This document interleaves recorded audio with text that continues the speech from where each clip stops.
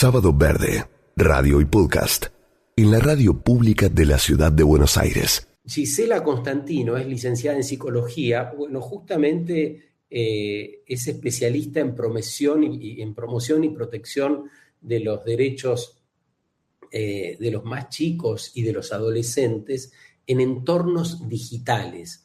Así que queremos saber qué estás pensando sobre todo esto. ¿Cómo te va, Gisela? Buen día. Hola, buen día, Sergio. ¿Cómo estás? Bien, muy bien. Bueno, me alegro. Gracias por la invitación. Bueno, es un placer para nosotros. ¿Qué te hace pensar la reflexión de Byung-Chul Han? Y luego, si quisieras, como poder transitar algún camino de cosas prácticas y si podemos realmente salirnos de esta red que cada vez pareciera nos va encorsetando un poco más. Bueno, la verdad que este filósofo coreano es excelente, a mí me encanta, porque bueno, nos invita a pensar, ¿no? Nos invita a pensar un poco lo que tiene que ver con la contemporaneidad y con lo que nos está pasando. Él hace un paralelismo de lo que eran antes las enfermedades que eran más físicas y que hoy son más del entorno del cansancio, del estrés, de lo mental, pero que también afecta a lo físico, ¿no? En esto de pensar que somos seres o personas que somos seres y tenemos diferentes áreas que son biopsicosociales. Entonces, un área que se afecte, sí o sí empieza a afectar las demás. Biopsicosociales. ¿Que estás hablando del ambiente? ¿Cómo nos influye el ambiente? No. Biopsicosocial es un abordaje, un enfoque con una mirada desde lo biológico, ¿sí? Somos seres biológicos, físicos, somos seres sociales también, ahí es cómo nos afecta el ambiente, la sociedad, la vinculación o la interacción con el otro, ¿sí? Y a su vez psicológicos, porque tenemos toda nuestra mente que actúa e interactúa constantemente, somos una unidad.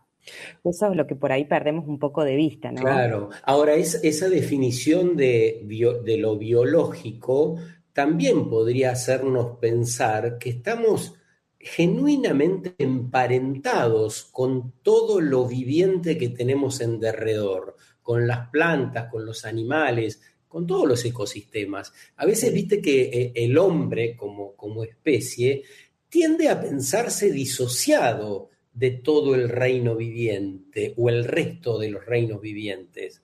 Sí, exactamente. Y a veces hasta con un poco de esta cuestión de este dejo de superioridad, ¿no? Claro. Sí, como que... Exactamente. Y en realidad estamos constantemente interactuando con los entornos, ¿sí? Con los entornos naturales, con los entornos sociales que tenemos. Y también la manera en que interactuamos, la manera en que los relacionamos, también hace que vayan conformando nuestra identidad, ¿sí? Y eso también hace que tengamos por ahí mayores factores que pueden ser patógenos o saludables, ¿no? Porque no es lo mismo esto de un niño que se cría en un ambiente en el cual puede jugar, ¿no? Jugar, pero estoy hablando jugar como hacíamos hace unos años atrás, no tanto, pero sí, jugar con los miembros superiores, los miembros inferiores, correr, jugar al tejo, jugar a la pelota. No digo que no se esté haciendo, digo que se está perdiendo esos espacios de interacción muchas veces con la naturaleza, con la descarga psicomotriz que tan importante es no solo para los niños, para todos, pero en ellos genera una descarga muchas veces de la ansiedad propia que va generándose a partir de las interacciones o del uso de las pantallas, como decías al principio, de los entornos digitales, de las múltiples actividades que tienen. Qué importante el jugar, el correr, el hablar cara a cara con los otros, no mediante una pantalla. Claro, siento que hace falta resaltar eso que decías en el arranque, ¿no? Que antes el cansancio era físico y ahora empieza a ser mental, emocional.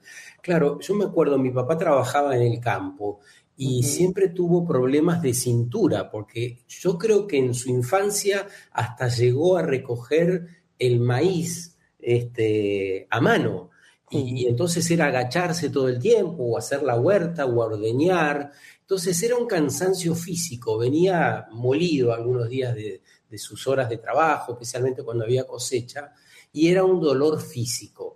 Ahora, sería su hijo, yo, digamos, con el paso del tiempo, tengo un cansancio emocional, este que habla Byung-Chul Han, un cansancio de la mente, de la cabeza, y me parece que hay que reconocer esa evolución de la humanidad. Estamos acá, es el ahora, ya aquello no volverá a ser. ¿Cómo lidiamos con todo esto que, bueno, nos produce esto que vos acabás de describir, ¿no? Pero ¿cómo lidiar de eso del modo más humanamente posible? Sí, quizás acercándonos a los monos. Sí, sí, sí. Esto que decís es una realidad y además es pensarlo que este cansancio, como vos decís, emocional, esta fatiga emocional, es Eso, autoimpuesta, ¿sí? claro. Es un poco lo que el filósofo también toma en su libro. No es un cansancio que muchas veces viene porque hay un otro que me exige que yo debo hacer. Lo que nos está pasando a la sociedad y a las personas en sí mismas es que nos llenamos de actividades muchas veces, más allá de las obligatorias o las que debemos hacer, que tienen que ver con el trabajo, por ejemplo. ¿Sí? Pero nos llenamos y llenamos por ahí también espacios que necesitamos de recreación, de ocio, de pausa, de poder conectar con uno mismo. A los niños cuando empieza el calendario escolar, generalmente no solo empiezan todo a transitar lo que es el sistema educativo, sino también un montón de otras actividades que tienen que hacer porque van a inglés aparte, porque hacen otros deportes, porque cada vez nos hiper llenamos de actividades. Pero es una cosa autoimpuesta, como decís vos, sí, en una parte, pero también entiendo que el sistema nos va llevando a esta idea del progreso, del bienestar, de decirnos, como dice Byung-Chul Han, buenas palabras, ser positivos. Pareciera que hoy la tristeza no garpa, ¿viste? Que Sí. estar mal es imposible hasta con tus amigos. Viene un amigo y te dice, déjate joder, che, ponete bien, salí a dar una vuelta, pará, quiero estar con mi tristeza un rato. Sí, la verdad que estamos en una sociedad, por eso él implica como la sociedad del cansancio, porque la sociedad implica que tenemos que estar todo el tiempo produciendo, ser exitosos, haciendo cosas, ser positivos, estar todo el tiempo Eso. felices. Y eso es una idealización. La felicidad son momentos, ¿sí? No estamos todo el tiempo felices. Y dentro del abanico emocional, también tenemos que permitirnos sentir angustia, sentir tristeza, sentir fatiga, sentir enojo, porque es parte del abanico que nos implica que somos seres humanos y que va a haber estímulos que van a despertar esas emociones o situaciones. El hecho es cómo las podemos resolver, cuáles son nuestras herramientas de resolución de nuestras situaciones conflictivas. Y ahí muchas veces cuando vemos a individuos y personas, ya sean adultos, adolescentes y mucho más en los niños, ¿no? Con una seria dificultad a la tolerancia a la frustración, con mucha dificultad en la resolución de las situaciones que nos producen conflicto, que por ahí no son grandes problemas, sino a veces son pequeñas cosas, pero que no sabemos poder solucionarlo, poder ver hasta a veces esto de el registro de qué me está produciendo esta situación. Vamos en automático. ¿Y crees que estamos en capacidad de un día decidir, por ejemplo, desconectar por algunas horas y establecer un plan para eso que nos propone el sistema casi como ametralladora todo el tiempo, porque hay que consumir, porque hay que tener experiencias, porque hay que viajar, porque hay que tener determinados bienes y servicios? ¿Crees que tenemos esa capacidad o por qué camino habría que entrar para poder pensar y después ejecutar estas ideas? Sí, la verdad que tenemos la capacidad para poder descansar, porque el descanso es necesario y es parte ¿sí? De nuestra vida y de nuestra recuperación para el organismo, porque nosotros necesitamos recuperar no solo nuestra energía y nuestras fuerzas físicas, sino también nuestra energía psíquica, que es como el combustible que tiene nuestro cerebro.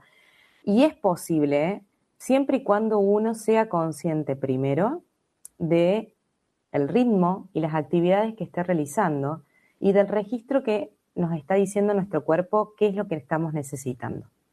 Porque muchas veces tenemos migrañas, dolores de cabeza, gastritis, malestares gastrointestinales, diferentes síntomas que creemos que tiene que ver con lo que comimos, con que nos acostamos más tarde, y en realidad es un cansancio y es un agotamiento que es crónico y emocional, y tiene que ver con el estrés, elevados niveles de cortisol. Por eso digo que somos una unidad y somos seres biopsicosociales. Lo que pasa en un área afecta en el otro, ¿sí? Y tenemos que planificar el descanso. Fíjate lo que te digo, tenemos que llegar a planificar el descanso porque hasta debería ser como una actividad más extra en la agenda y de decir, bueno, me dejo 1 o 2 horas por día para mí, para sentarme. Se ha perdido esto a veces de sentarse en un espacio verde, en una plaza, en un lugar donde me pueda estar relajado, mirando el cielo, escuchando los animales. Son cosas sencillas, no estoy diciendo cosas que generen un gasto económico, leer un libro, pero dejar el celular. Yo siempre, la sugerencia que le doy a mis pacientes, esto de pónganlo en silencio a la noche, desconecten Wi-Fi o desconecten Wi-Fi en algún horario. Esto de la hiperconectividad en esta época de la hipermodernidad, de estar todo el tiempo conectado, es recibir estímulos constantemente que alteran nuestro sistema neurológico. Estamos todo el tiempo hiperestimulados. No podemos desconectar y cortar. Entonces necesitamos, desde el momento en que vos ves la pantalla y ya te está transmitiendo una imagen y un color, ya ahí empieza a haber una hiperestimulación. ¿Qué es lo que le pasa a los niños? Hiperestimulación constante.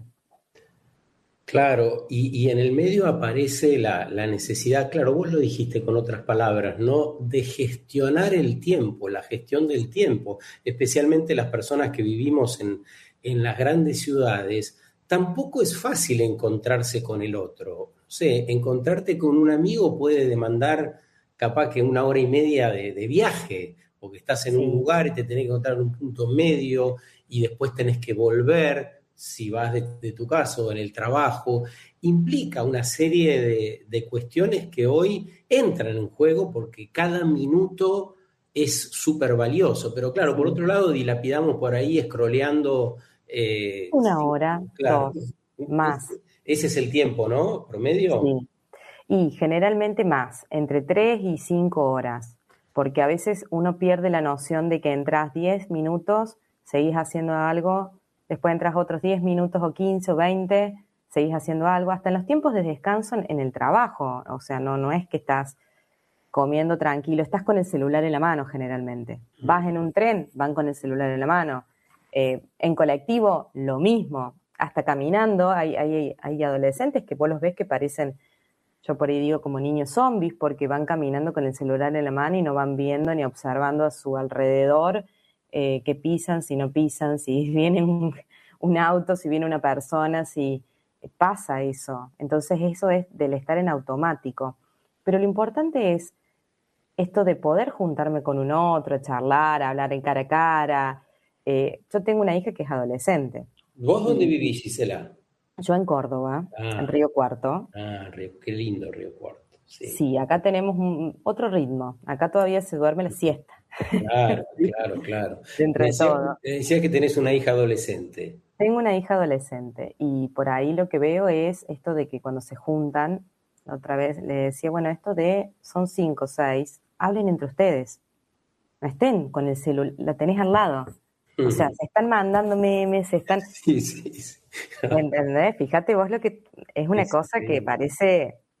Pero bueno, es una realidad. Entonces, es una realidad y que trasciende a los adolescentes, para no estigmatizarlos, digamos. no, por En supuesto. grupos de adultos esto también ocurre, ¿no? Sí, Estás en una reunión social y todo el mundo está con su celular bien a mano, ¿no? sí, están con el celular, se están mandando cosas por el celular y lo tenés a 1 metro o menos. Que le podés ir y decir y contar y hablar. Es como que, bueno, la capacidad de la comunicación, de la escucha, de la palabra plena, esto de hablar con el otro, charlar, mirarlo a los ojos, se ha perdido bastante, pero no todo está perdido. Sí, yo tengo esta mirada no es de positivismo absoluto, pero yo digo que se está volviendo, por lo menos en Europa, se está volviendo hay ahora todo un nuevo movimiento que es dejar el celular, ¿sí? Es como que son como las modas, ¿no? Bueno, ahora se está buscando esto de dejar el celular, ¿sí? Y empezar a conectar.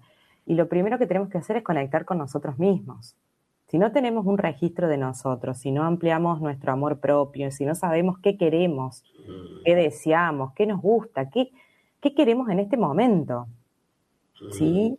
Porque estamos muchas veces colapsados por muchos pensamientos que muchas veces son limitantes. No voy a salir a correr porque total después vuelvo y tal cosa. No, mejor no, me quedo en casa, miro una película, que está bárbaro hacerlo, pero también está bueno esto de poder sentarme o en el balcón o sentarme en el patio o ponerme un rato no sé, ¿te gusta la jardinería? Con la jardinería. O sea, ¿qué te gusta a vos? ¿Qué deseás?